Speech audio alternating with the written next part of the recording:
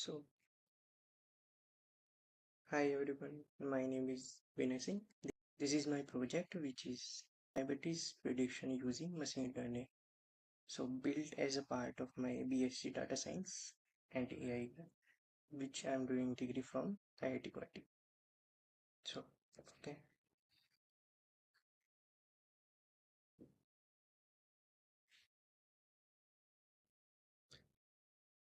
diabetes is one of the most common chronic diseases in worldwide, and early detection can help patient get treatment before serious complications develop. So, manually checking multiple health parameters to judge diabetes risk is time consuming, and doctors often need a quick, data driven second opinion. So, the problem I am solving is given a patient's basic health data like glucose level, BMI, blood pressure, and age. Can we predict whether they are likely to have diabetes or not? So, this is relevant because it shows how machine learning can support faster, more consistent screening, especially in places where quick diagnostic tools are not easily available. Let me show you the tools and dataset. So for this project, I used Python along with Pandas for data handling, Matplotlib and Seaborn for visualization, and Scikit-learn for building the machine learning model.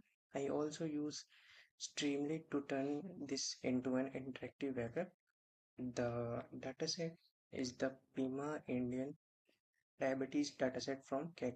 It has 768 patient records with 8 features, which is pregnancies, glucose, blood pressure, skin thickness, insulin, BMI, diabetes pedigree function, age, outcome.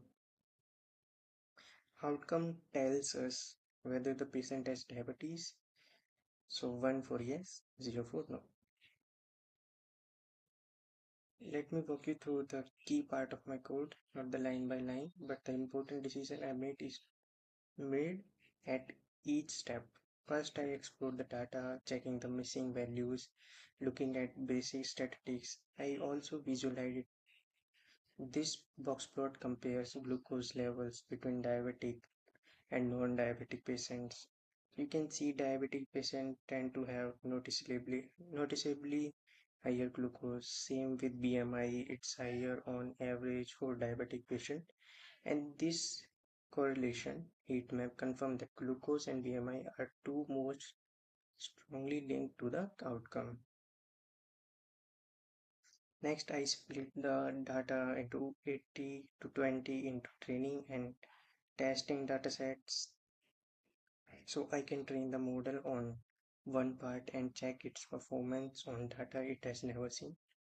So before training, I scaled all features using standard scaler. This was important because glucose ranges up to 200. So while diabetes pedigree function is a small decimal, without scaling, the model could treat features unfairly based on their row size. So for the model itself, I choose logistic regression.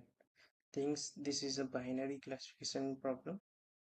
The patient either has diabetes or they don't. It's simple, interpretable, and also gives a probability scores along with the prediction, which is useful healthcare context. Now let's look at the result.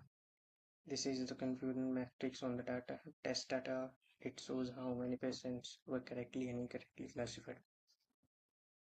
And true positives, true negative, false positive, and false negative. In a healthcare setting, false negative are especially risky since that means telling a diabetic patient they are fine. So this is the confusion matrix on test data. It shows how many patients were correctly and incorrectly classified: true positive, true negative, false positive, false negative. In a healthcare setting, false negative are especially risky since that means telling a diabetic patient they are fine. And I also printed a classification report with the precision recall F1 score for both classes, which gives a more complete picture than accuracy alone. I also developed this model as an interactive streamlit web app.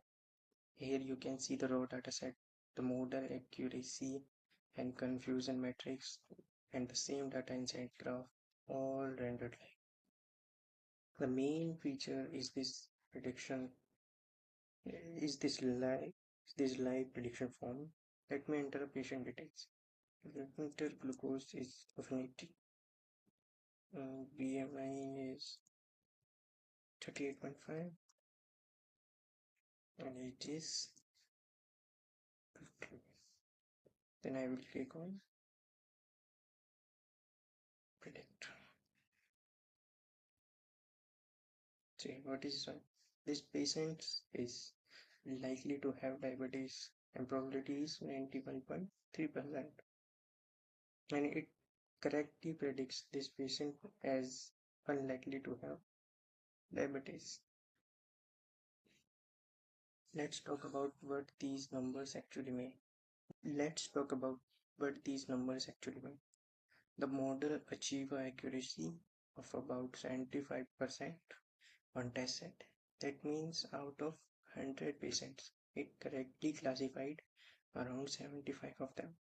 So accuracy alone is not enough though, especially since diabetic and non-diabetic cases are not perfectly balanced in dataset. That's why I also looked at precision